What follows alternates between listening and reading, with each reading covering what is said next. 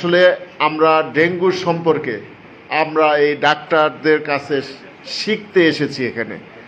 আপনাদের কাছ থেকে আমরা কিছু শিখব এবং সেই অনুযায়ী আমরা আমাদের যে মাঠ আছে, যে জনগণ আছে আমাদের কনস্টিটুয়েন্সির মধ্যে, সেখানে আমরা সেগুলোকে সাপ্লাই দিব আর জনগণকে এই করব। আমরা ইতিপূর্বে জেনেছি যে বাংলাদেশে ইতিপূর্বে 2021 সনে যে মহামারী আকারে ডেঙ্গু দেখা দিয়েছিল, ওই সময় বাংলাদেশের তৎকালীন সরকারের থেকে বিরোধী দল বিএনপি এই জনগণের পাশে দাঁড়িয়েছিল। আমরাও নারায়ণগঞ্জে এই ডাক্তারদের নিয়ে আমরা জনগণের পাশে দাঁড়িয়েছিলাম জনগণের বিপদের সময়। আমরা এখন একটা বিপদ আঁচ করতে পেরেছি।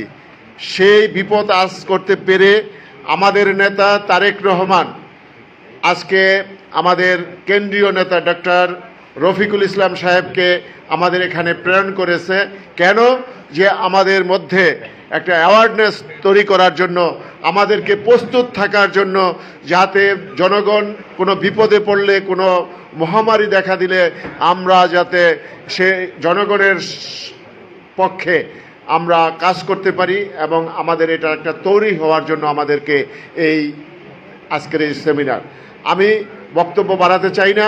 আমি নারায়ণগঞ্জ মহানগর বিএনপির পক্ষ থেকে আমাদের নেতা জনাব তারেক রহমান এবং আমাদের নেত্রী দেশনেত্রী বেগম খালেদা জিয়ার পক্ষ থেকে এই নারায়ণগঞ্জ ড্যাবকে এত সুন্দর একটি অনুষ্ঠান আয়োজনের জন্য আমি ধন্যবাদ জানিয়ে, এবং কেন্দ্র থেকে ডক্টর রফিকুল ইসলাম সহ অন্যান্য যে সকল ডাক্তারবৃন্দ এসেছেন সকলকে স্বাগত জানিয়ে এবং ধন্যবাদ জানিয়ে আমি আমার বক্তব্য এখানে শেষ করছি।